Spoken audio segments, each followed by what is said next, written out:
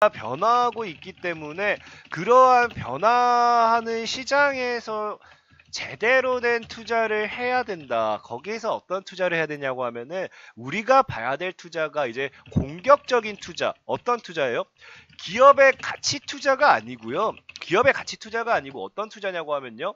이제 그 뭡니까? 가치 투자가 아니라 공포에 투자하는 시장이 됐다라는 거예요. 공포에 투자하는 시장. 지금 증시가 그래요. 우리가 공포에 투자를 해야지만 돈을 벌 수 있다는 거예요. 이게 대표적인 예로 이제 여러분들이 잘 아는 게 뭐냐고 하면요. 여기 워렌 버핏 알죠? 워렌 버핏. 아마 여러분들이 주식을 처음 시작할 때요. 주식을 처음 시작할 때 막 내가 어떻게 이제 주식을 해야 되지? 내가 어떻게 주식을 해야 될까라고 생각을 하면서 아마 이제 그 뭡니까? 이 서점에 가보면요. 막 이런 책들 꼭 한번 이런 책들 봤을 거야. 워렌 버핏처럼 투자하기 뭐 이런 거. 뭐 워렌 버핏처럼 뭐뭐 해라. 뭐 워렌 버핏 뭐만 워렌 버핏. 뭐만 워렌 버핏 뭐 워렌 버핏 뭐 이런 책들 많이 보셨을 거예요. 그죠? 서점에 가서 내가 워렌 버핏 관련되어 있던 책을 한 번이라도 봤다 하시는 분 숫자 1번 눌러보시겠어요? 한 번이라도 봤다 하시는 분들 숫자 1번. 서점 가면요. 다 워렌 버핏이야, 이놈. 다 뭐 개나 소나 워렌 버핏, 개나 소나 워렌 버핏. 우리가 뭐 하냐면요. 실제로 펀드라든지 이런 자문사 뭐 증권 회사 쪽으로 간다 하더라도 이 걔네들은 맨날 얘기하는 게 아유, 우리 고객님 워렌 버핏처럼 뭐 기업에 대한 가치에 투자하셔야지 이거 갖고 돈 버시겠습니까? 지금 돈을 묶어 놓으면 뭐 향후 뭐 10년 뒤에 뭐 그런 걸 얘기하고 있어요. 그런 거를. 제가 이것도 조금 직설적으로 얘기해드린다라고 하면요. 이거 다 미친놈들이에요. 미친놈들 진짜로. 미친놈들이에요. 왜 거기에 대한 이 제일 그 정확한 이유가 뭐냐고 하면요. 자, 여러분들 워렌 버핏이 어떻게 투자해요? 워렌 버핏이 투자를 어떻게 시작합니까? 워렌 버핏은 정말 돈도 없던 이 가난한 시절에 태어나가지고 이 뭐예요? 자기가 이제 아르바이트하고 자기가 이제 뭐 하면서 돈을 막 폐지 주워다가 빈병 팔아다 돈을 모아가지고 그걸로 어떻게 하게 되냐 주식을 사게 되고 막 미래에 대한 가치를 투자하게 되면서 지금 현재 이 자리에 있는 인물이에요. 그러면서 워렌 버핏이 미래 가치 투자를 했던 인물인데 자 여러분들 여기 워렌 버핏이요 성장성과 미래 이 기업에 대한 미래에 대한 이 기업 가치에 투자했던 인물이라는 거 모르시는 분 없으시죠? 이 모든 사람들이요 워렌 버핏이 미래 기업 가치에 투자를 하고자 했어요. 그래가지고 워렌 버핏이 그 당시에 우리나라 국내 시장에 투자를 했었습니다. 투자를 했었어요. 근데 워렌 버핏이 어떻게 해요? 자금을 회수했습니까? 안 했습니까? 그때 포스코를 투자했을 거예요. 포스코 맞죠? 포스코 맞을 거예요. 그때 포스코를 손절치고 갔어요. 그 기업에 대한 가치 투자를 하고자 해가지고 워렌 버핏이요. 이 포스코를 투자하고 여러분들 잘 아는 포스코예요. 포스코. 포스코를 투자하고 어떻게 합니까? 워렌 버핏 포스코 투자 손절치고 갔어요. 손절치고. 기업의 미래 가치에 투자하자. 그럼 자 봅시다. 워렌 버핏도 우리나라에서 자금을 회수했어요. 그 이유가 뭐겠어요? 기업의 미래 가치에 투자하자던 워렌 버핏이 우리나라에 자금을 회수한 이유가 가장 큰 이유가 뭐냐고 하면은 우리나라 증시가 애초에 가치 투자가 안 된다는 걸 알았거든요. 알았어요. 그 이유가 가장 큰 이유가 뭐냐고 하면요. 우리나라는요. 진짜 이 개인들이 닭달같이 들러붙어 가지고 뭘 하냐면요. 테마주 장세가 너무 심해요. 테마주 장세가. 그래서 우리나라에서 있는 게 뭐야? 그래서 우리나라에 있는 제일 유명한 단어가 옛날에 뭡니까? 비트코인 할 때도 뭐라고 해요? 비트코인 프리미엄이라고 하죠. 비트코인 프리미엄. 들어봤잖아. 김치 프리미엄. 김치 프리미엄 못 들어본 사람이 있어요? 응? 김치 프리미엄? 이 비트코인이요. 전 세계적으로 유명했지만요. 김치 프리미엄 같은 이 프리미엄 단어가 붙었던 나라는요. 우리나라밖에 없어요. 우리나라밖에 없어요. 그리고 여러분들 잘 알아야 되는 게 봐요. 짐 로저스도 잘 봐요. 여러분들 이 방금 대박탄생님이 짐 로저스도 아난티에 뭐 이렇게 얘기하는데 여러분들이 진짜 우리나라 사람들이 참 단순한 게 뭐냐면요. 짐 로저스가 언제 아난티를 사라고 했어요.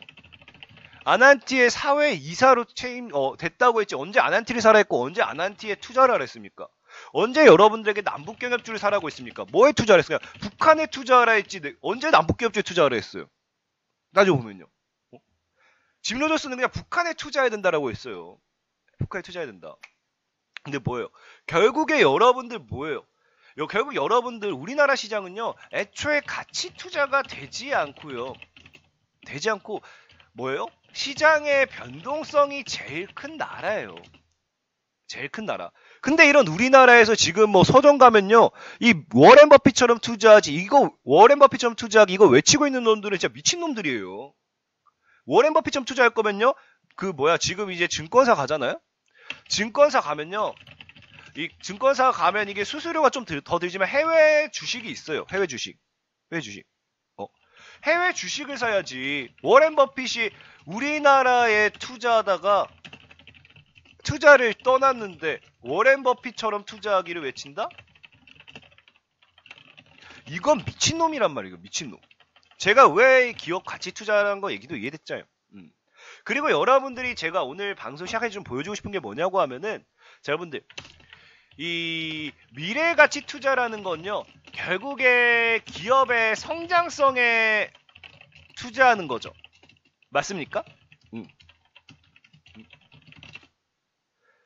지금 아마 방송을 보시는 분들이 대다수가 이렇게 생각할 거예요. 이런 분들 굉장히 많아요. 우량주, 안전, 이응. 저가형 부실주, 개잡주, 불안. 불안정. 이렇게 생각하는 분들이 많을 거예요. 대다수가 이렇게 들었어요. 맞죠? 왜냐? 우량주는 빠져도 한 3%밖에 안 빠지거든. 우량주는 빠져도 5% 이상 안 빠지거든. 응? 부실주는 빠지면 20% 30% 빠지거든. 그래서 여러분들이 많이 들었을 때 주변에도 이런 분들이 있을 거예요. 우량주가 안전하고 저가형 부실주는 불안정한 종목이다. 저가형 부실주에 투자했다가 그대로 골로 간다. 이런 얘기 한 번이나 들어봤다. 숫자 1번. 내가 오늘 여러분들 이거 진짜 여러분들이 반박할 수 있으면 반박하셔도 괜찮아요. 난 여러분들에게 현실을 알려드리고 싶은 거니까요. 오늘 여러분들이 현실을 배우고 가셔야 돼요. 지금 상황이 어떤 상황인지. 이걸 알고 가셔야 돼요. 이걸 내가 이 유튜브에 이 119에도 올려드릴까 하다가 그것도 뭐 공격 다들 뭐 그냥 닭달같이 달려들 건데 이걸 내가 뭐 또 욕먹으면서까지 알려줘봐야 제가 그분들한테 야 강태공 나쁜 놈아 이렇게 들으면서까지 알려줘봐야 나을 게 뭐가 있다고. 그래서 오늘 진짜 들으실 분들만 들으라고 이렇게 사이트로 그냥 한 거예요. 사이트로 한 건데 자 보셔야 될 게 자 봐요. 우량주는 여러분들이 흔히 잘 아는 시가총액 상위 종목입니까? 아니면 하위 종목입니까? 여러분들이 아시는 거 이제 시가총액 상위 종목이에요? 하위 종목? 상위 종목이죠. 그럼 자 보자고요. 자 보자고. 자 보자고. 그럼 우리가 시가총액 상위 종목을 찾아가 볼게요. 자 우리가 네이버 금융 들어가면요. 이 어디냐 국내 증시 있어. 그럼 여기 있는 게 뭐냐면요. 시가총액 상위. 여기 있는 종목들이 지금 우리나라에 있는 시가총액 상위 종목이에요.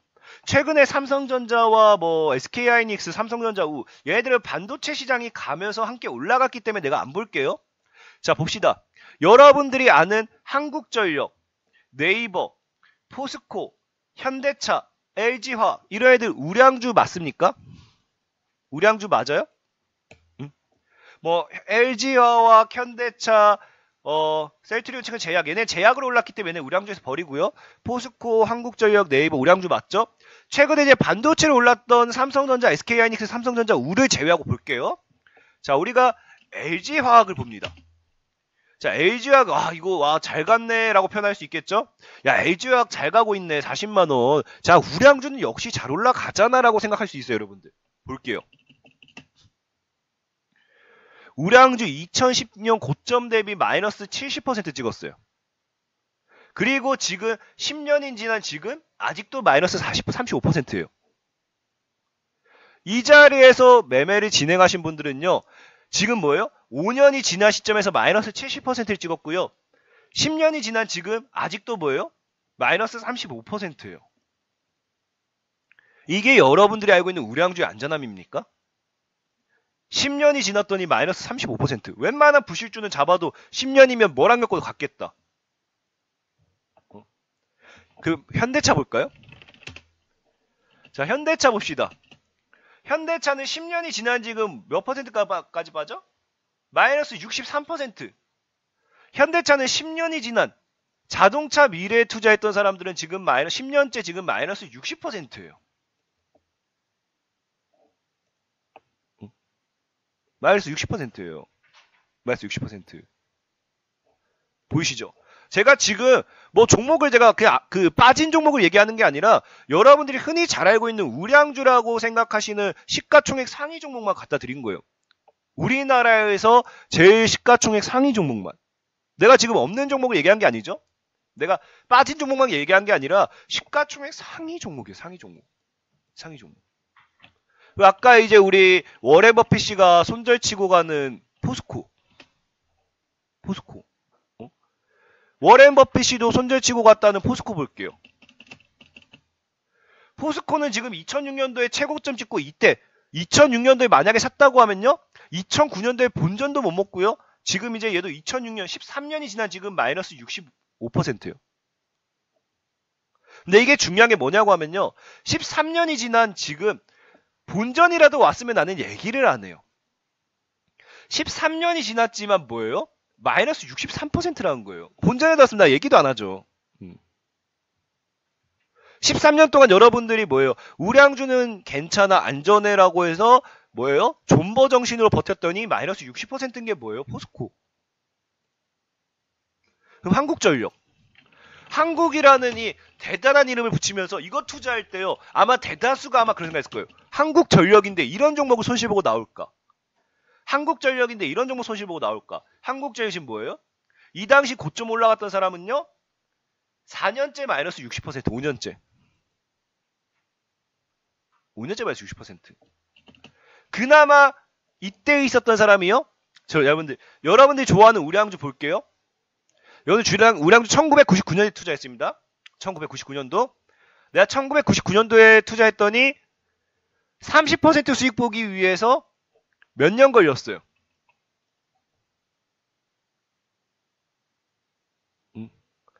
30% 수익 보기 위해서 여러분들 몇 년 걸렸어요?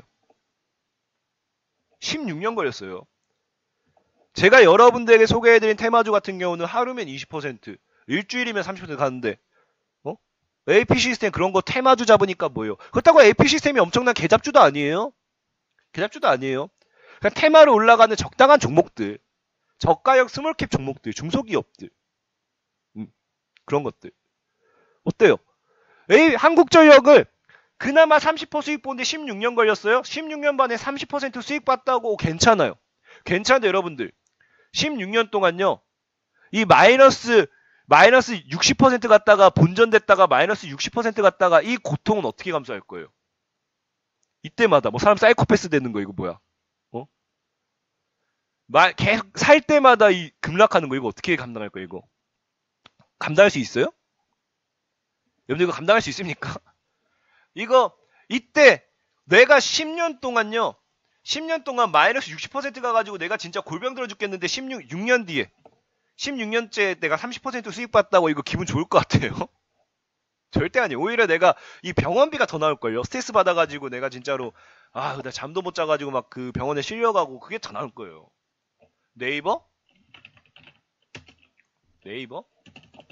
네이버는 이제 여러분들이 조심해야 할 게 네이버는요. 지금 이제 미래 가치 성장성이 네이버가 지금 이제 있는 게 뭐 자율주행이라든지 투자하고 있는 게 이제 음성 AI 시스템이거든요. 만약에 거기서 이제 얘네가 더 보지 못한다고 하면요. 이제 얘네가 이거 보지 못한다라고 하면 이제 얘도 이제 몰락에 할 거예요, 몰락.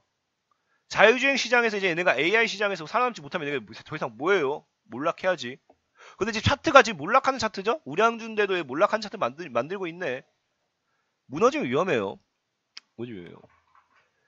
그래서 제가 우량주 우량주가 위험하다는 거예요. 여러분들이 자꾸 착각하신 게 있는데, 여러분 착각하는 게 있어요. 내가 오늘 딱 얘기해 드릴게요. 우리나라가 망한다라고 제가 표현을 썼어요. 이 표현을 쓰게 된 이유부터 제가 설명해 드릴 건데, 일단 기본적으로 보셔야 될 게 여러분들. 우리나라가 과거에는 이제 여러분들이 으쌰으쌰 살던, 지금 이제 40대, 50대들이 살던 그 시대가 언제예요? 90년도와 이제 90년도부터 2010년도까지죠. 2010년. 이때는요, 경제가 급속도로 이제 발전하던 시대였어요. 급격하게 성장하던 시대. 급격하게 성장하던 시대였기 때문에요. 이때는요. 기업의 가치 투자가 가능했어요. 그 여러분들 여기서 혹시 이제 40대, 50대 아니면 뭐 한 60대 40대, 50대 하면 60대까지 한 이 분 내가 그동안 40에서 60 정도 내가 연세가 됐다 숫자 1번. 나보다 저보다 이제 형님 아니면 뭐 어르신 뭐 누님 우리 어머님이 40대, 60대 됐다 하신 분들. 이런 분들 잘할 거예요. 이런 분들 잘할 거예요. 여러분들이 솔직하게 생각해 보세요. 솔직하게. 여러분들이 이제 20대, 30대 내가 이제 공장 취직해서 이때는 대학을 안 나와도 이제 뭐예요? 고등학교 졸업하면요. 공장에 취직해서 어느 정도 일하다 보면요. 뭐 팀장, 뭐 직급, 뭐 그 어느 정도 이제 직급 차가지고 지금 그 자리를 다 꽤 찼죠. 그래서 지금까지만 하더라도 그 계속해서 공장이라든지 어떤 이 기업에 대해서 어느 정도 간부라든지 임원이라든지 어느 정도 자리를 차지하고 있던 분들이 고졸이 굉장히 많아요. 고졸이 굉장히 많아요. 그 당시에는 기본적으로요. 먹을 걱정이 없던 시대였어요. 먹을 걱정이 없던 시대. 지금 여러분들 20대, 30대들이요. 먹을 걱정 굉장히 많아요. 내가 앞으로 살 걱정이 더 많은 사람들이에요. 어떤 일을 해야 되나? 3사는 왜 눌러요 갑자기? 무엇을 해야 되나 걱정이 더 많은 사람들이에요. 더 많은 사람들. 그래서 지금 우리가 코스피 시장을 보잖아요 여러분들. 코스피 시장은요 보면요.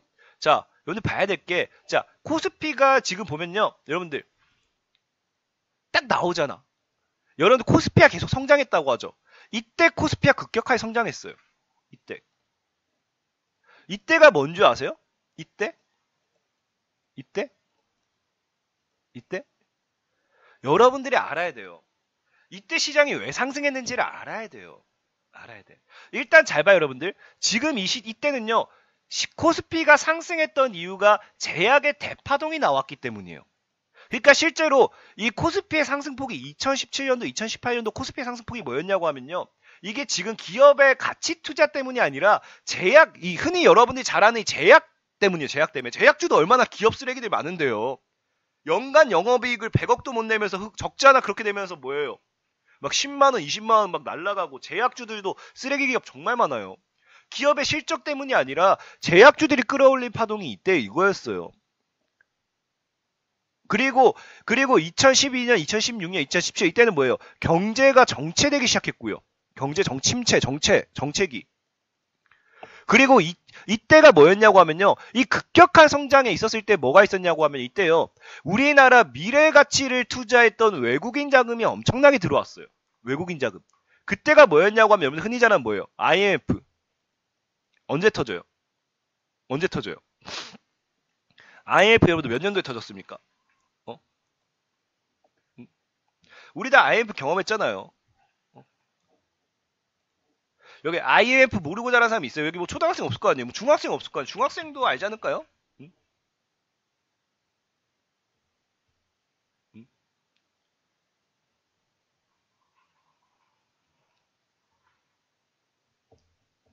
삼돌님이 망했어요.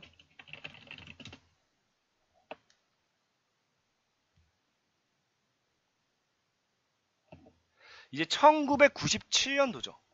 7년 말. 정확하게는 이제 아마 그게 1997년도 이제 겨울쯤이었으니까 아마 11월쯤일 거예요. 11월쯤.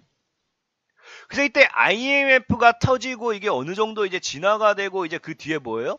그 뒤에 외국인 자금이 급격하게 들어왔어요. 왜? IMF가 애초에 이게 그때 터졌던 이유가요. 외국인들이 우리나라에 투자하기 쉬운 시장을 만들기 위해였어요. 외국인들이 우리나라에 투자하기 외국인들이 우리나라의 자본을 급격하게 늘리기 위해 투자를 하기 위한 시장을 만들기 위해 했던 게 애초에 IMF였어요. IMF. 그래서 영화를 보신 분들 나오잖아요. 영화를 보신 분들. 애초에 이때 우리나라 국민들 다 잘 산다 생각했는데 그때 우리나라 국민을 다 대다수가 이제 중산층이라고 생각하고 있다 보니까 뭐 어떻게 해버려요? 그 중산층을 다 그냥 서민 만들어버린 거 아니에요? 서민 만든 거 아니에요? 그래서 애초에 딱 우리나라 외국인 자본과 뭐예요? 우리나라 시장이 연결될 수 있었던 애초에 계기가 사건이 IMF 터진 거. 그러면서 그때 IMF 이후에 이제 외국인 자본이 들어오기 시작하면서 이때부터 외국인들이 물량을 모아나갔다가 뭐 해버려요? 기업의 가치로서 날려버리는 거예요. 이때 정확하게 2000년도에 어떤 가치가 터졌냐고 하면 여러분들 잘 아는 IT 버블이죠. 코스닥시장 터지면 IT 버블이 이제 터지게 되면서 컴퓨터라는 게 우리나라에 보급이 되기 시작하고 컴퓨터에 대한 이 뭐예요? 여러분들. 자, 여기서 리먼 사태가 뭔지 모르시는 분 계십니까? 리먼 사태가 내가 뭔지 몰라요, 하시는 분들. 리먼 사태. 리먼 사태가 뭔지 몰라 하시는 분 있어요? 응? 리먼 사태. 리먼 사태를 몰라요 하시는 분들이 있구나. 리먼 사태 몰라요 하시는 분들이 있구나. 자, 제가 짧게 설명드릴게요. 시간이 너무 없기 때문에 짧게 설명드릴 겁니다. 다른 건 설명 안 드릴 거고요. 자, 리먼 브라더스 사태라고 해요. 이제 미국 투자은행이고요. 이게 이제 세계 4대 기업인가 4대 은행인가요? 인가에 이제 속할 만큼 굉장히 성장해 있던 은행이에요. 그러니까 전 세계적으로서 이제 뭐예요? 투자를 진행하고 뭐 세계적으로 이제 세계 4대 은행이라고 할 만큼 어느 정도 뭐예요? 규모가 있는 은행이었어요. 근데 이때가 뭐였냐고 하면요. 과거 2000년도, 2007년도, 2007년도쯤이죠. 2006년도 이쯤 2000년도 중순쯤부터 이제 미국인들 사이에서 어떤 인식이 자리 잡냐면요. 어떤 인식이 자리 잡냐면요.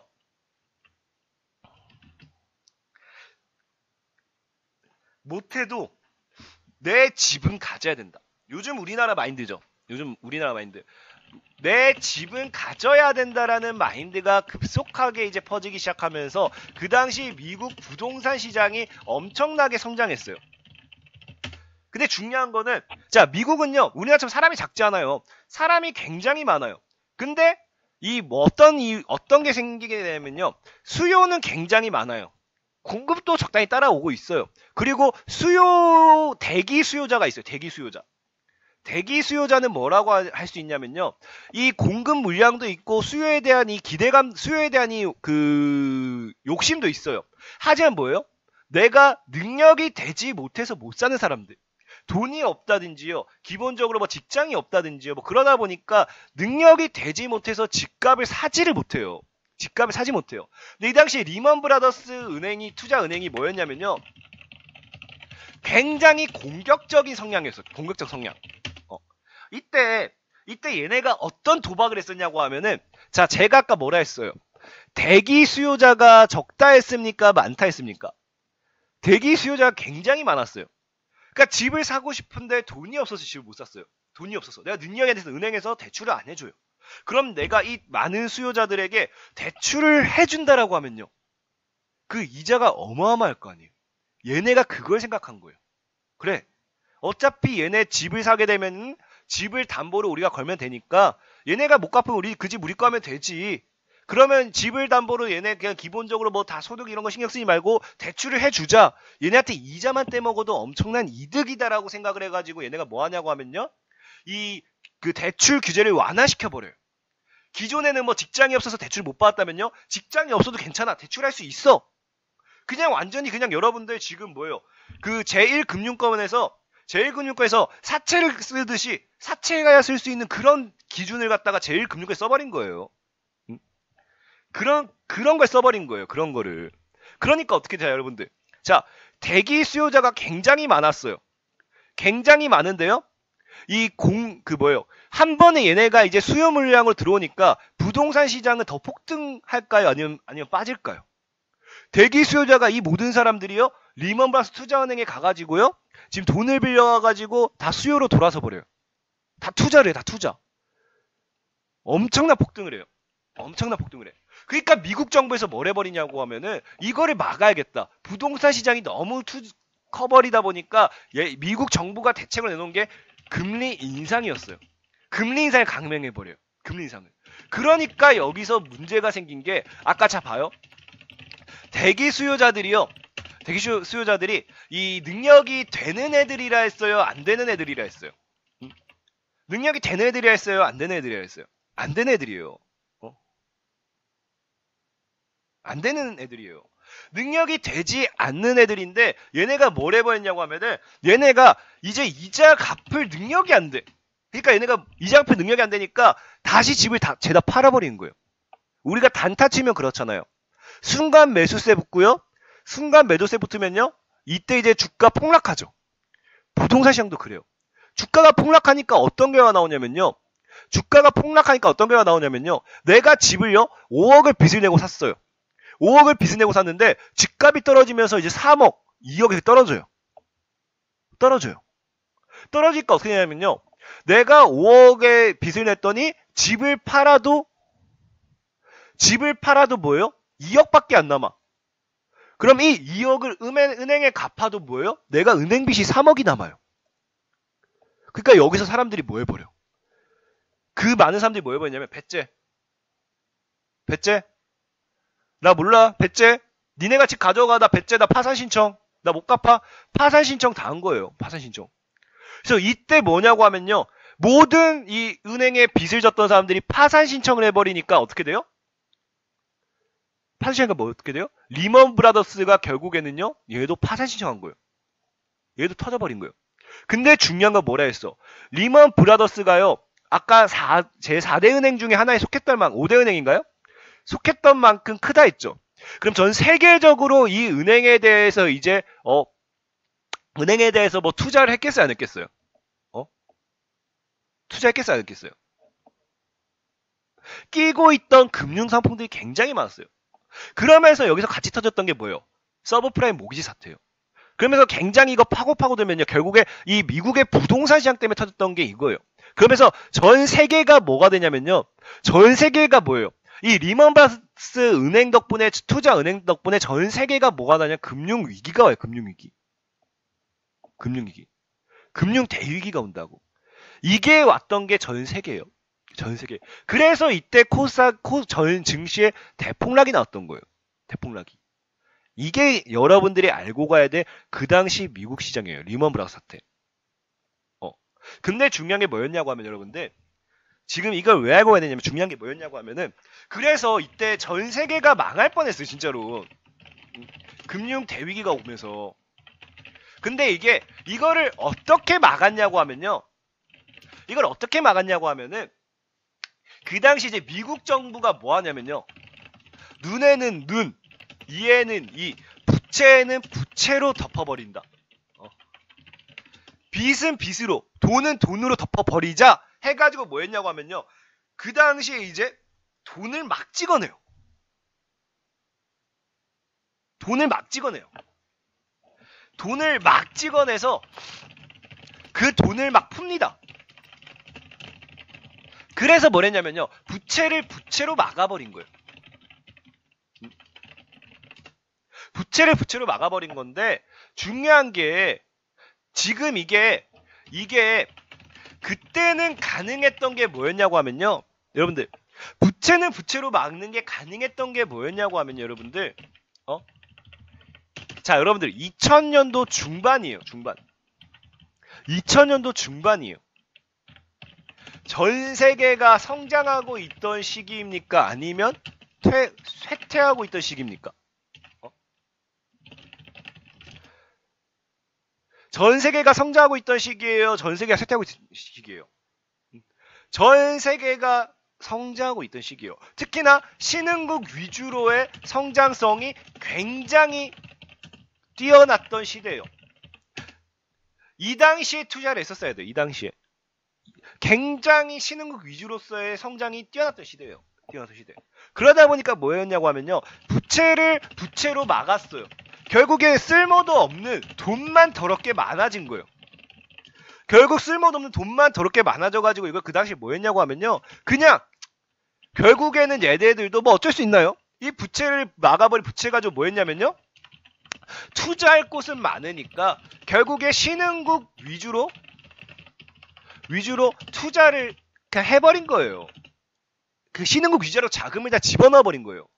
그래가지고 이 당시에 뭐가 있었냐면요. 우리나라에도 외국인 자본이 엄청나게 들어와 주면서 기업들이 추가적인 상방으로서 기업의 가치를 상승시켰다고요.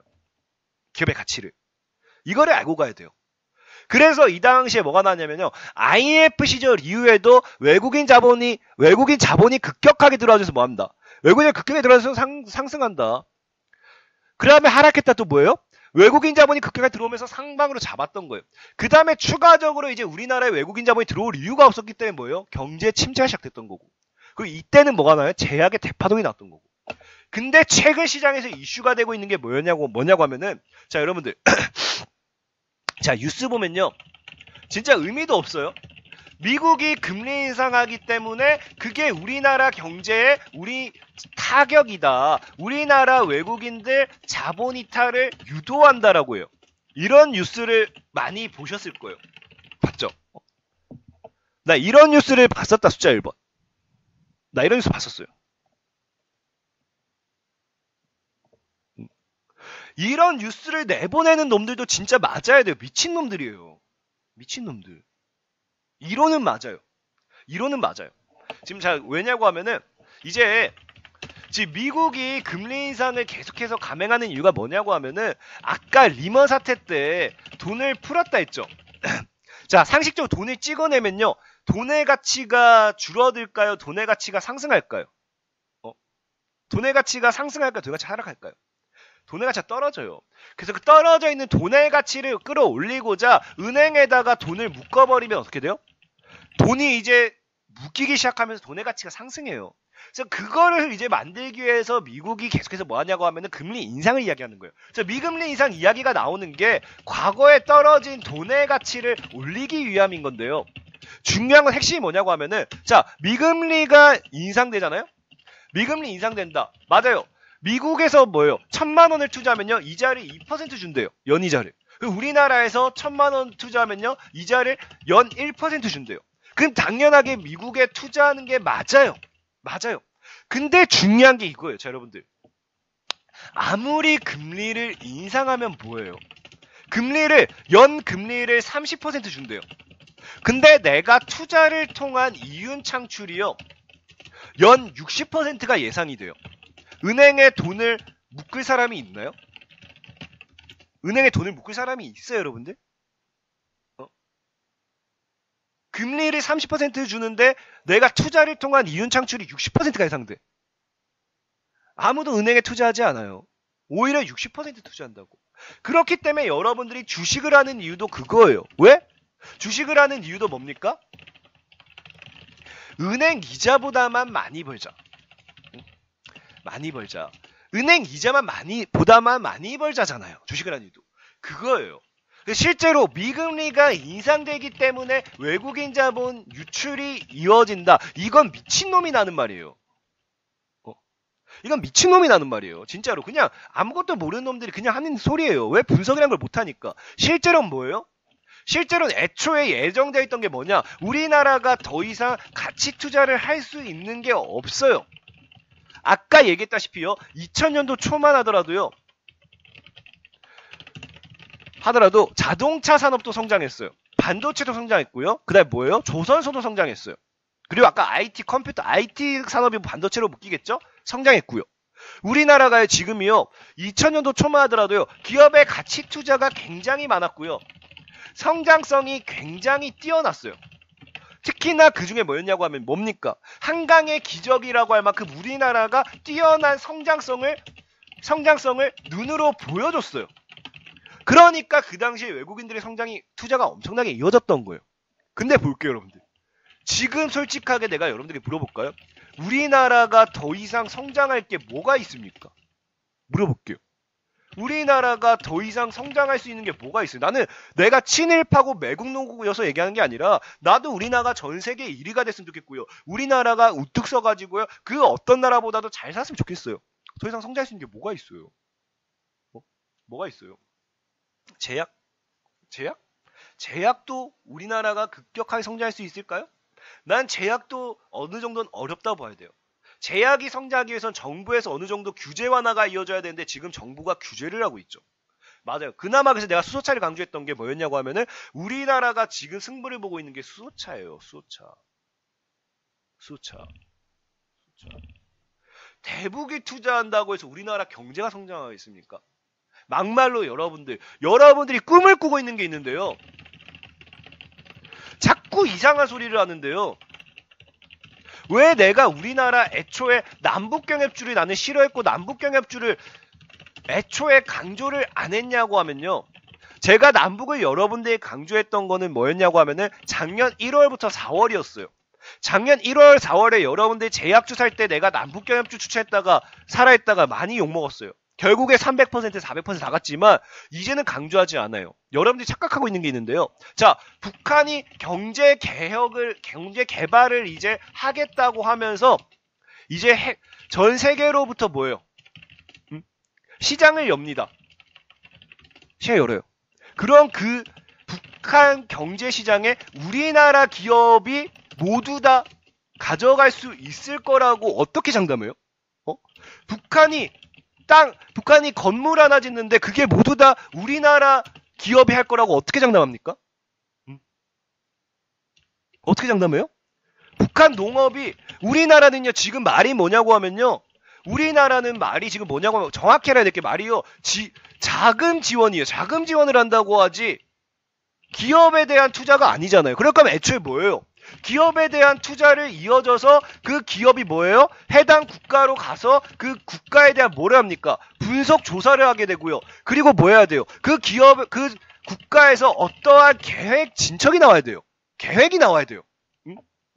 적어도 원래라면요 어떻게 진행이 되냐면요 어떠한 국가에 대해서 지원이 이어지게 된다. 그럼 국가에 대한 지원이 아니고요 우리나라 기업에 지원을 하고 나서요 지원하고 그 국가와 어느 정도 타협을 맺고요 그 기업이 뭐예요? 먼저 뭐예요? 탐방을 가게 돼야 돼요. 탐방을. 그리고 탐방을 가게 돼서 뭐 해야 돼요? 그 기업에 대한 조사가 이루어지고 해당 지역에 어떤 식으로 진행을 하게 될 것인가 그게 나와야 되는데 우리나라 문제가 뭐냐고 하면요 우리나라에 지금 여러분들이 숨겨진 문제가 뭐냐고 하면요 자금 지원 이야기밖에 안 나와요. 기업에 대한 지원이 안 나온다고요. 그럼 결국 뭐예요?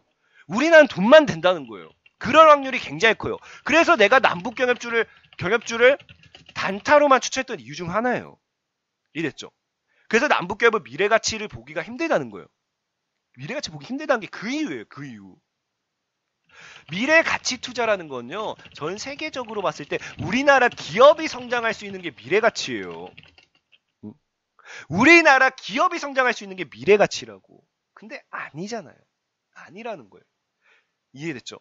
그래서 저는 앞으로도 뭐예요? 우리나라가 지금도 뭐예요? 외국인 자본 이탈은 이미 시작됐어요. 특히나 목요일에 뭐라고 했습니까? 목요일에 여러분들 자꾸 착각하는 게 있는데요. 남북경협주 때문에 시장이 무너졌다라고 하시는 분들이요. 정확히 봐야 될 게 뭐예요? 정확히 봐야 될 게 그럼 코스피 시장 볼까요? 코스피 시장은요. 아침부터 시장이 하방으로 이어지고 있었어요. 아침부터.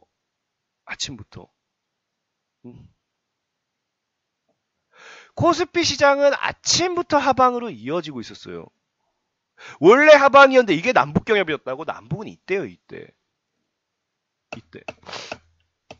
그러니까 뭐예요? 실제로 제가 아까 뭐라 했어요? 외국인 자본 이탈이 엄청나게 나올 거다라고 했죠. 어디서? 우리나라에서 외국인 자본금의 이탈이 어마어마하게 나올 거라 했어요. 어마어마하게. 그럼 자 볼게요, 여러분들.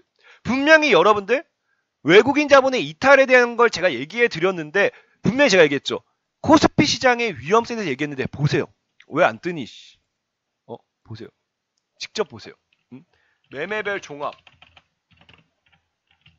매매 동향.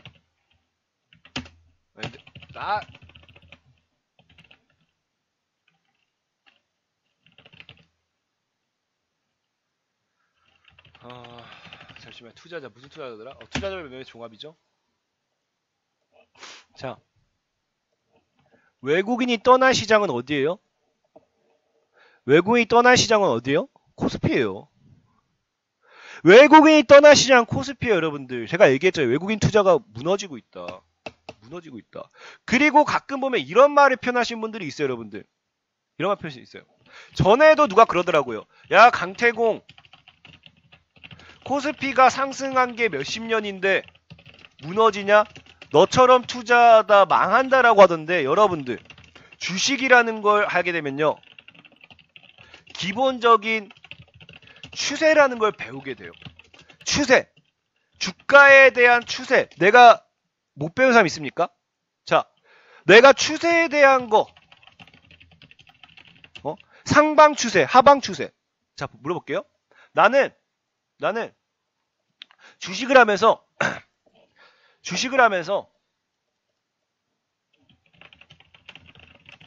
상방 추세, 하방 추세 이런 거 한 번이라도 들어봤다. 숫자 1번. 그럼 이제 보기 편할 거예요. 보기 편할 거야. 자, 우리가 코스피 시장 볼게요. 자, 코스피 시장 봅시다. 코스피 시장은요.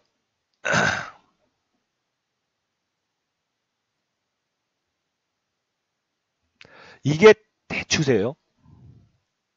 그리고 중추세.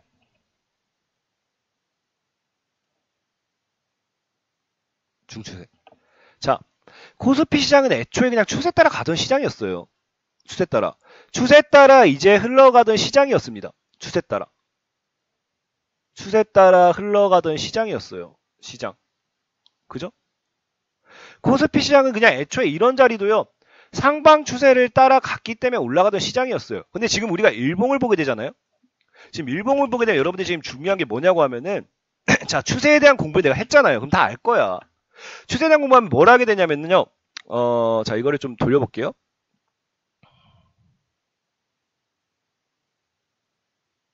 어디 있어? 자, 이제 추세를 배워보면 아실 거예요, 여러분들.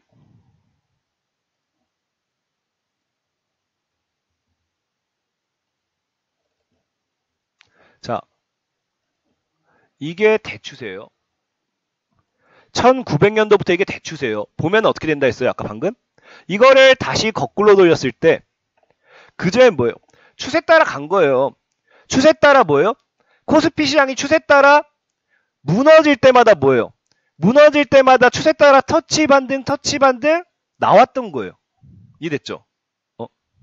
그전엔 뭐야? 시장이라는 게 터치를 하게 되면 반등이 나오고 터치를 하게 되면 반등이 나오고 터치를 하게 되면 반등이 나와요. 이게 지금 1997년도부터 지금까지 났던 대상승 추세예요. 대상승 추세. 그리고 이게 단기 상승 추세예요. 단기 상승 추세에서 뭐예요? 리먼 사태 때 급락이 나오면서 대상승 추세를 동시에 터치해주고 새로 형성이 되죠. 그리고 터치 반등이 나왔어요. 그리고 어떻게 돼요? 이탈이 되죠. 제가 여러분들한테 잘 봐요. 내가 여러분들에게 최근에 추천했던 윙이푸드도 그럴 거예요. 윙이푸드가 딴 거 뭐 보니까 드림 시큐리티? 자, 드림 시큐리티 같은 경우도 내가 추천해 드릴 때요. 추세 돌파가 나오면서 강력한 상방이 나온다 했죠. 여러분들이 명심해야 될 게 추세 돌파가 나오면서 강력한 상방이 나온다 했어요. 종목도 이래요. 내가 늘 추천드렸던 종목. K사인이라는 종목도 봐요. K사인도 결국엔 뭐가 나와? K사인도 여러분에게 추천드릴 때 과대낙폭에서 이런 추세 돌파. 추세가 돌파가 나오면서 결국에 대상방 추세 잡게 되는 거예요. 주식이란 건요. 추세가 끝나야지만 대상승이 나와요. 그 다음에 여러분들이 추천드렸던 거. 세원 같은 종목도. 세원도 어떻게 돼요? 세원도 추세가 끝나는 지점에서 내가 소개시켜드리고 끝날 때 소개시켜드리고 어떻게 돼? 끝날 때 소개시켜드리고 돌파 못했다 소개시켜드리고 대시세 나오죠. 대시세.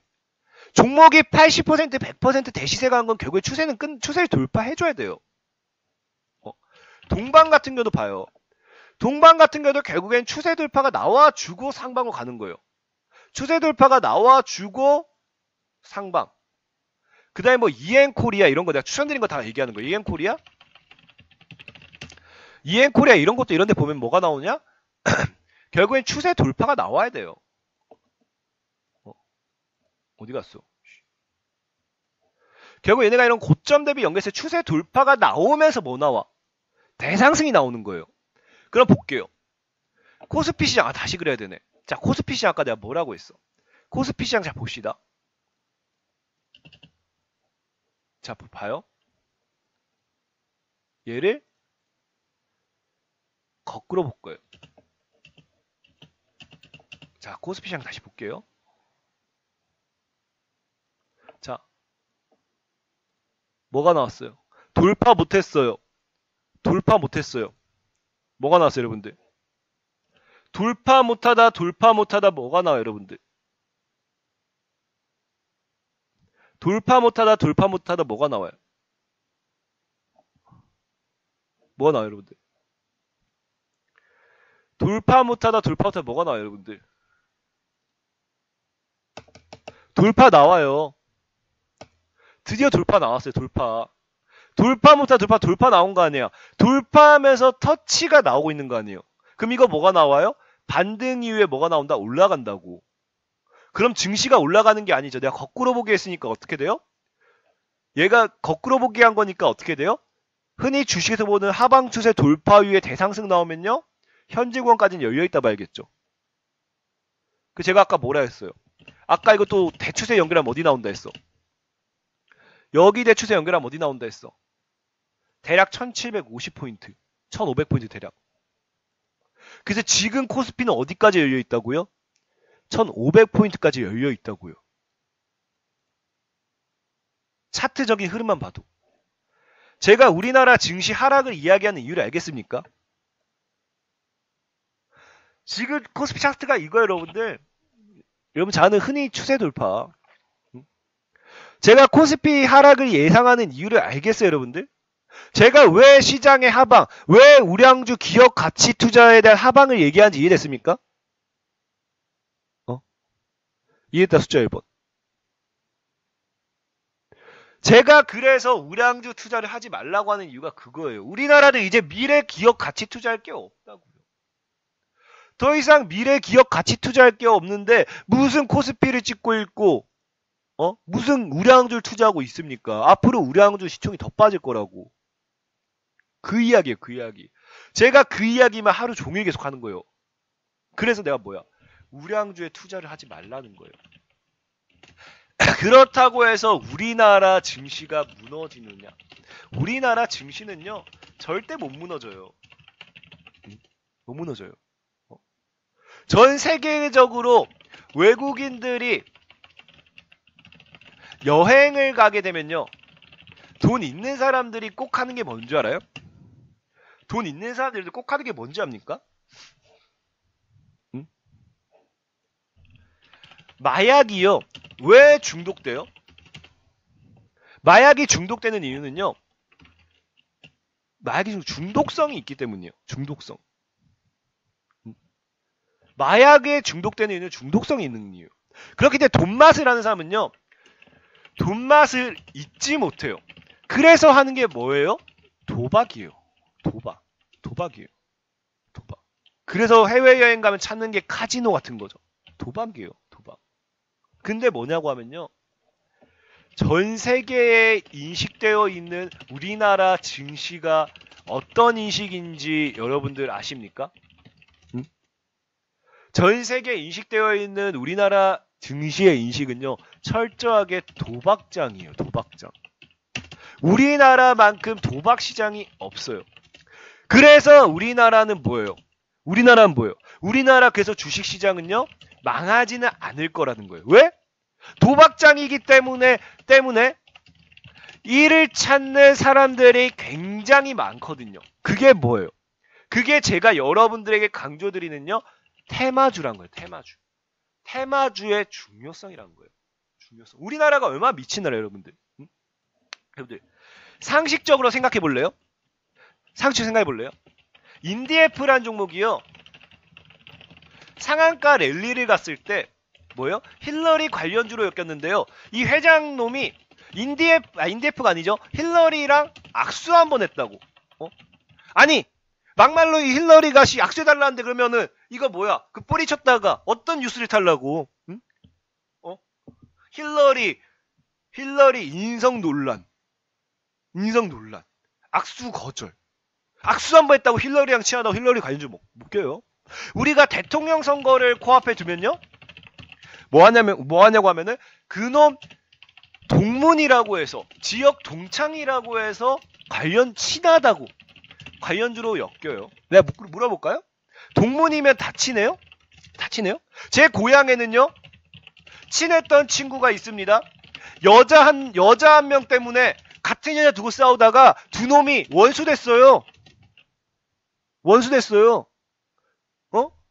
동창 둘 원수 됐다고. 근데 동창이 무조건 친해요? 내 여자친구 뺏어간 놈 해가지고 서로 원수일 수도 있어요. 동창이기 때문에, 동문이기 때문에 오히려 서로 더 원수지간일 수도 있어요. 그게 분명하다고요. 그게 분명하다고. 근데 뭐예요? 동문이기 때문에 수혜주라고 해서 200%, 300% 날려먹어요. 이게 우리나라 증시예요. 그래서 뭐예요? 결국에 뭐예요? 결국 여러분들께서 우리나라 시장은요, 투자를 할 수밖에 없어요. 앞으로도 제가 보는 관점은요, 증시는 무너질 거고요. 부동산 시장도 무너질 거예요. 하지만 테마 시장은요, 변하지 않을 거예요. 왜? 여러분들, 지금 머나먼 미래 테마로 끝난다라고 이야기하는 거예요. 끝난다. 제가 여러분들에게 강조했던 게 뭐예요? 최근에 얘기했던 것 중에 또 하나가 뭐였냐고 하면요, 한국 패키지. 이것도 내가 뭐라 했어? 여러분들이 정말 웃겨. 난 여러분들 너무 웃긴 게 뭐냐고 하면은, 나는 한국 패키지를 2,600원 이상에서 추천드린 적이 없어요. 저는 분명히 한국 패키지 2,400부터 2,600까지가 분할 매수가라 했어요. 내가 여러분들에게 제시된 가격이 이거예요, 이거. 그리고 한국 패키지 뭐예요? 이슈 나왔어요, 여러분들. 제가 분명 3월 중 눈여겨봐야 될 테마, 화성국제 테마파크 이야기했습니까? 안 했습니까?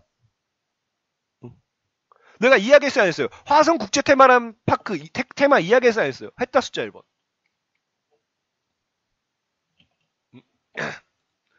지금 화성국제 테마파크 보세요. 10년 만에 여러분들. 온라인 사업광의 테마파크까지 정년중에 세상에 없던 세 판짜기. 사업 예상만 4조 5천. 이 화성국제 테마파크에 대한 이 경제적 가치가 70조 원. 70조 원. 분명 테마 될 거라고 했죠. 이건 금요일에 뉴스가 나왔지만 시장 자체가 좋지 않았기 때문이고요. 분명히 얘기해요, 저는. 분명히 얘기해요. 화성 국제 테마파크도요, 갈 거라고요. 그리고 제가 테마주가 더 크게 가야 되는 이유 알려드릴까요? 내가 테마주가 더 크게 가야 될 이유 내가 알려드릴까요, 여러분들?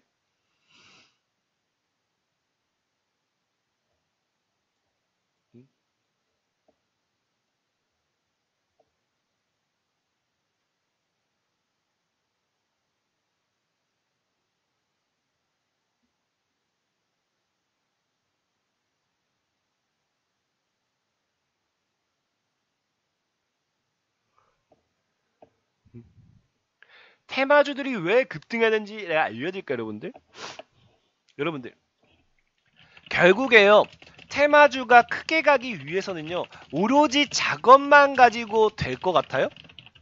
지금 시장이요, 왜 100%, 200% 이런 상승 파동밖에 못 나오는지 아세요, 여러분들? 왜 제약처럼 1000% 이런 상승 파동이 못 나오는 줄 아세요? 못 나온 줄 아세요? 모른다 숫자 1번.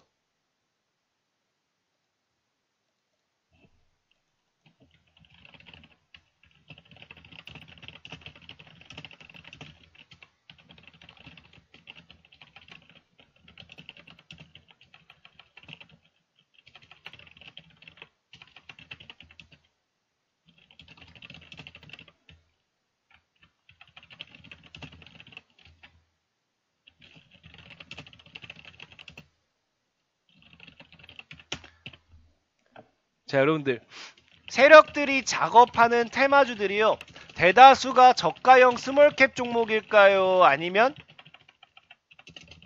우량주일까요? 저가형 스몰캡 종목이에요. 그럼 봐요. 종목이 올라가면 올라갈수록 시가총액은 커져요, 작아져요? 커져요, 작아져요? 종목이 올라가면 올라갈수록 시가총액이 커져요. 시가총액이 커지는데 중요한 건 뭐예요? 시가총액이 커지면요, 세력이 작업하기 굉장히 힘들어요. 그래서 기본적으로요, 작업하는 종목들은 어디서 나오냐면요, 작업하는 종목들은 코스닥에서 나와요. 코스닥. 왜 여러분들이 흔히 주식하는 사람들이 코스피가 안전하고 코스닥이 불안전하다고 하는 이유가 이거예요. 코스피는요, 시가총액이 크기 때문에요, 작업을 할 수가 없어요. 그래서 할 수가 없기 때문에 시총이 작은 코스닥 종목군 위주로 건드리는데, 자 여러분들, 그러면요, 작업을 하다 보면요, 시가총액이 점점 커지겠죠. 그럼 세력들도 끌어올리는데 한계가 있어요. 그래서 누가 들어와줘야 되냐면요, 개인이 붙어줘야 돼요. 그래서 개인이 붙어줘야 돼요. 개인 물량이 붙어줘야지만 주가를 크게 끌어올릴 수 있어요. 그래서 보면요, 과거의 제약주들도 1만원, 2만원 막 1000% 이상 갔던 이유가 그런 이유예요. 자, 제가 예전에 실제로 제가 매매했던 내용 중에 하나 잠시 보여드릴게요. 잘 봐요. 이게 내가 예전에 실제로 매매했던 내용 중에 하나인데, 진짜 1300%를 우리가 먹었던 종목이 한 번 있어요. 1300%를 우리가 제약주에서 먹었던 종목이 있는데, 그게 뭐였냐고 하면 우리가 인스코비라는 종목이에요. 다 아실 거예요. 내가 제약주를 밀 때 그랬어요. 제약주를 밀 때. 보면요, 봐요. 이런 게 왜 나올 수 있었냐고 하면은, 자, 분명하게 나는 인스코비라는 종목을요, 과거 6월달에 추천해서 17년도 6월달에 추천을 드리면서요, 1800원 이하에서 비중 50%를 끝까지 모아나갔어요.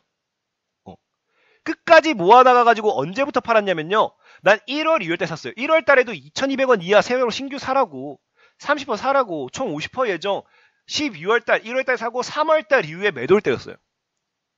3월달 이후에. 그래서 이 당시에 뭐였냐면요, 인스코비가요, 시총이 있대요. 제가 시가총액을 1000억 정도 됐을 때 여기서 우리가 매집해가지고 1조가 넘어갈 때 팔았어요. 여기서 팔았어요. 여기서 3월달에 이때니까 여기서 팔았어요. 여기서. 근데 중요한 게 뭐냐고 하면 여러분들, 자, 이때는 뭐였냐고 하면요, 제약주들이요, 굉장히 큰 이슈를 받고요, 그전에는 시장에 강한 테마가 없었기 때문에 사람들이 뭐라 했어요? 사람들이 뭐예요? 다 올라탔어요. 제약주 다 올라타줬어요. 개미들이 다 올라타줘가지고 여러분들이 흔히 다 아는 뭐예요? 신라젠 이런 것도 그냥 올려버린 거예요. 다 올라타줘서. 그리고 제가 인스코비 말고 동시에 같이 추천했던 게 뭐가 있었냐고 하면요, 여기 나올 건데, 인스코비를 추천하던 시점에 제가 뭘 추천했냐면 필룩스를 2000원대, 그리고 네이처셀을 6600원대 추천했는데 다 800%에서 1000%가 갔었어요. 그렇게 갈 수 있었던 이유가 뭐였냐고 하면은, 가장 크게 갈 수 있었던 이유가 개인들 물량이 받쳐줬기 때문이에요. 세력들이 어느 정도 움직여 주면요, 개인들이 미친놈 마냥 샀어요. 근데 지금 시장이요, 가장 큰 문제가 뭐였냐? 지금 물량을 추가적으로 개미들이 추가적으로 올려줄 물량을 어디에 있어요? 물량이 어디에 있어요? 물량이 남북경협에 최근에 다 묶여 있었다는 거죠. 이 짐로저스 미친놈 때문에.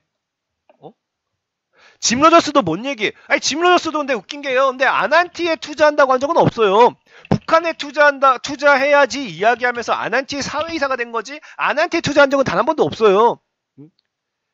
투자한 적은 없어요. 근데 우리 개인들이 다 지들끼리 그냥, 짐로저스가 아난티에 투자하는구나 해서 아난티 막 찍어버린 거고. 근데 지금 이 자금을 끌어올려줘야 될 자금이 어디 있었냐고 하면 남북경협이 있어. 남북경협. 그전에는요, 아마 여러분들이 막 그런 생각 많이 했을 거예요. 뭐예요? 수소차가 가는 게 보여요. 중국주가 가는 게 보여요. 제약주가 가는 게 보여요. 애들 막 보여요. 폴더블 가는 거 보여요. 대선주 가는 거 보여요. 하지만 가는 게 보여도 속으로 부글부글 부들부들하고 사질 못해요. 그 이유가 뭐예요? 남북경협 이놈 때문에. 짐로저스 이놈 때문에. 이것 때문에 사질 못했던 거예요. 근데 뭐예요? 어제를 기점으로 제가 보는 관점에서는요, 제가 보는 관점에서는요. 어제를 기점으로 저는 어제를 기점으로 남북경협주 손절 물량이 나오기 시작하고요. 개인들이 털기 시작했다는 거예요. 그럼 제일 중요한 거예요. 개인들이 드디어 자금이 생겨요, 안 생겨요? 개인들이 자금이 생겨요, 안 생겨요?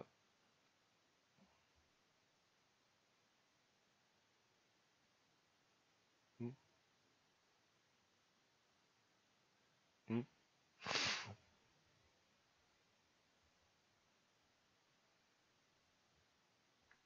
자금이 생겨요.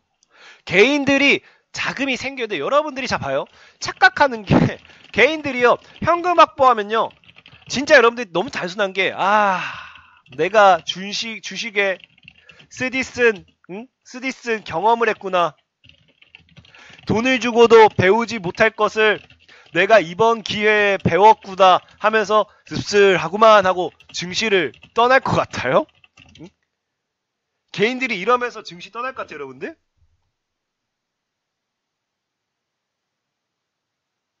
응? 절대 안 떠나요. 절대 안 떠나요. 개인들이요. 그 전에 보였던 뭘 사요?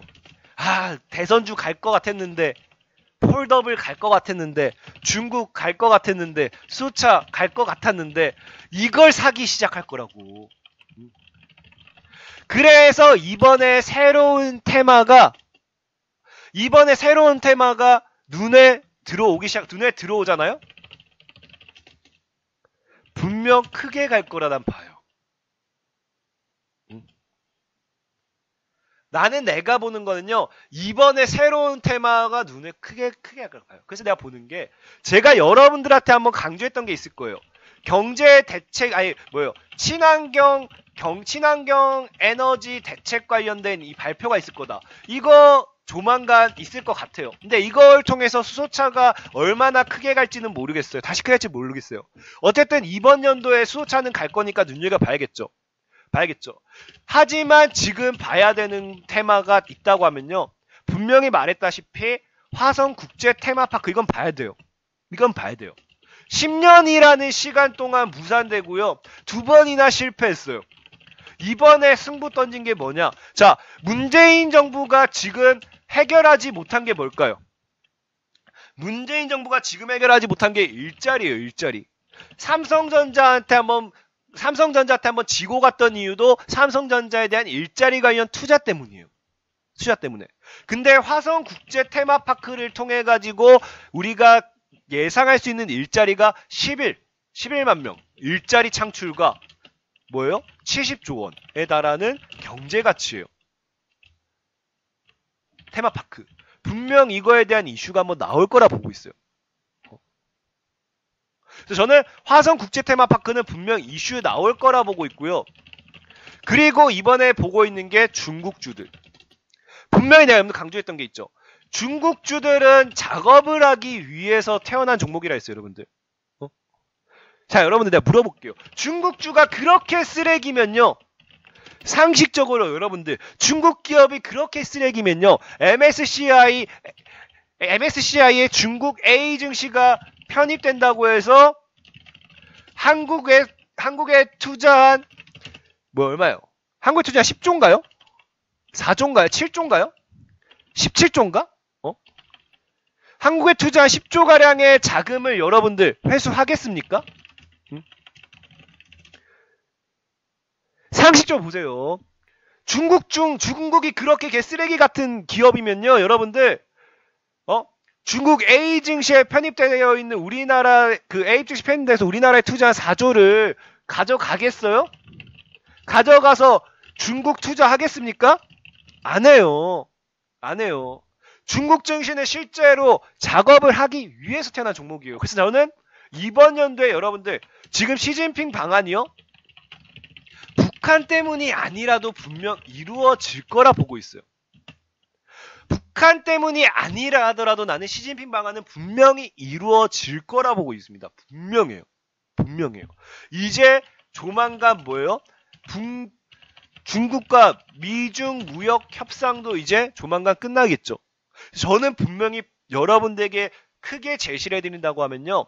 여러분들에게 이미 과거에 뭐 수소차 이런 것들 다 제시했잖아요. 그럼 지금 남아있는 테마가 굉장히 많거든요. 2019년도 내가세 한 해의 테마가 굉장히 많이 남아있어요. 실제로 여러분들이 봐야 될 게 대선도 아마 이제 이번 연도 말쯤에 다시 봐줘야 돼요. 굉장히 많은 게 남아있는데요. 문제는 뭐냐고 하면은 지금 당장 살 수는 없어요. 지금 당장 살 수는 없어요. 아직 세력들도요. 모아가고 있는 종목 테마들도 있기 때문에 이거 괜히 잘못 건드렸다가 그대로 점화 보낸 뒤에 날려버릴 수도 있어요. 여러분들 굉장히 털어내고. 그래서 테마주가 어떤 테마가 남아있는지는 저도 여러분들에게 설명을 해드리고 알려드리고 싶으나 괜히 지금 먼저 제가 언급했다가 뭐예요? 이거 매집하던 세력들이 그대로 흔들어버리면 여러분들 계좌만 박살난 겁니다. 그래서 어느 정도 매집이 끝나고 테마가 눈에 보여 다가오면 얘기해 드릴 수 있어요. 지금 한국국제테마파크처럼 아니면 화성국제테마파크처럼 어느 정도 테마가 다가오고 매집이 어느 정도 끝나고 물량을 모은 게 보였을 때 이제 알려드릴 수 있는 거예요. 수호차를 제가 늘 뭐예요? 한 2개월, 3개월 전에 테마 이슈를 알려드리다시피. 하지만 지금 여러분들에게 테마를 조금 몇 개를 알려드린다고 하면은 지금 만약에 여러분들 눈여겨볼 수 있는 테마가 있다라고 하면 제가 보는 관점에서는 중국주, 그 다음에 제약주들 반등도 노려봐야 돼요. 제약주들 반등도 노려봐야 되고 제일 중요한 거는 얘기했다시피 이제 화성 국제 테마파크도 있겠죠. 그렇죠. 그래서 이런 3개 정도는 여러분들이 이 3개 정도는 분석을 해 보셔야 돼요. 분명하게 내가 보는 관점에서는 제가 길게 봤을 때 이게 지금 매집이 어느 정도 끝났다고 하면요. 한 2개월에서 3개월 정도로 해서 파동이 나올 겁니다. 2개월에서 3개월 정도만 하면 이제 파동이 나올 거라 보고 있어요. 내가 보는 관점에서는. 그래서 꼭 눈여겨보셔야 되고 여러분들이 왜 테마가 중요하냐고 하면요. 테마주만 제대로 잡아도 아까 뭐라고 했어요? 인생 바뀐다고 했어요. 인생 바뀔 수 있어요. 지금 여러분들 우량주 투자해서 내가 물어볼게. 여러분들이 잘 아는 우량주 투자? 삼성전자? 자, 삼성전자가 여러분 제일 잘 아는 삼성전자가요. 300% 오른데 8년 걸렸어요. 8년. 1, 2, 3, 4, 5, 6, 7, 8. 8년째 삼성전자가 올라왔어요. 정확하게 상승 추세 잡았을 때. 내가 뭐 이때 잡았으면 10년이 걸렸겠죠. 10년. 여러분들. 10년 동안 내가 300% 먹어가지고 언제 인생 바꿀 거예요? 내가 3천만 원으로 주식 투자해가지고 10년 뒤에 9천만 원 됐어요. 10년 뒤에 내가 죽어 있으면 어쩔 거야?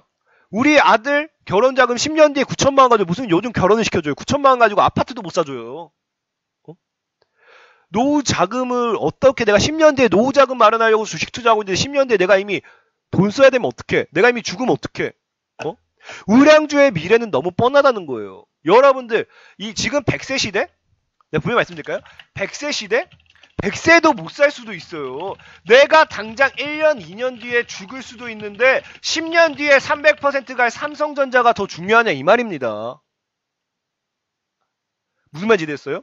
우량주의 늪을 조심하세요. 우량주의 늪 오히려 빠지면 11년이 지나도 마이너스 70%야. 마이너스 60% 11년 뒤. 이런 뭐 같은 게 어디 있어요. 그래서 제가 뭐라 했어요. 여러분들의 미래는요. 테마주를 잡으셔야만 된다라는 거예요. 앞으로도 뭐예요? 테마로 시작해서 테마로 끝나는 나라다는 거예요. 여러분들. 내가 물어볼까요? 여기서 주식 부자, 억대 부자, 억대 부자. 여기 막 보면요. 뉴스 보면요. 주식으로 뭐 백만장자 됐어요. 인생 바뀌었어요. 그런 이야기 들어보셨죠? 나 들어봤다 숫자 1번. 여러분들 주식으로 인생을 바꾼 사람 중에 삼성전자로 인생 바꾼 사람 있습니까? SK 하이닉스로 인생 바꾼 사람 있어요? 현대차로 인생 바꾼 사람 있어요? 어떤 미친놈이 삼성전자 찍어서 100억 부자 됐습니다. 그런 미친놈 봤습니까? 없어요. 여러분들이 잘 생각해야 되는 게 내가 정말 주식을 하는 이유, 정말 주식을 하는 목적이 무엇이냐. 결국에는 뭐예요? 내 노후 자금 마련이란 거예요. 결국에는 내 집값 마련이라는 거예요. 신라젠도 계잡주에서 시작했어요. 신라젠 아직도 기억납니다. 신라젠 상장되고 1만원에서 놀 때 이런 계잡주를 왜 사냐고 그렇게 떠들던 게 대한민국 국민이에요. 국민. 10만원 가니까 뭐예요? 신라젠 같은 우량주를 사야 된다. 이런 태세전환이 어디 있습니까? 진짜 이거 여러분들의 너무 이기심이에요. 이기심. 신라젠이 10,000원 할 때는 1만원 할 때는 계잡주라 욕을 하고 신라젠이 10만원 가니까 이런 우량주를 사야 돼요. 이런 우량주를 사야지. 지금 1만원짜리 잡서 뭐하냐. 이건 미친놈들이죠. 이게 우리나라 주식 투자자들의 현실이에요. 1만원 할 때는 욕하고 10만원 가니까 우량주 둔갑하고 이랬어요. 결국에 우량주도 뭐예요? 저가형 스몰캡 종목들에서 탄생한다는 거예요. 이걸 명심하셔야 돼요. 여러분들이 정말 주식을 하는 이유는요. 누가 1천만원 투자해서 당장 회식하기 위한 자금 누가 필요해? 다들 자녀분들 대학 등록금, 자녀분들 결혼자금, 아니면 뭐예요? 노후 자금. 이런 것들이라고, 이런 것들. 이런 것들이라고, 이런 것들. 이런 것들인데 10년 동안 300% 먹어가지고 이게 어떻게 바뀌어? 내 투자금 1,000만원 가지고 10년 동안 300% 3천만원. 연봉 3천만원 가지고 인생 바뀐 사람 이야기 들어보셨습니까? 안 바뀌어요. 하루는 바뀌겠죠. 하루는 즐겁겠죠. 이 3천만원이요? 차 한 대 사면 끝나겠다. 차 한 대 사면 끝나겠다. 3천만원 투자해서 9천만원? 차 한 대도 겨우 사겠다. 여러분들이 투자하는 목적을 생각하세요. 테마주는요. 1년에 이 100에서 300%씩이요. 2개에서 3개만 먹어도 괜찮아요. 괜찮아요. 이게 테마주예요.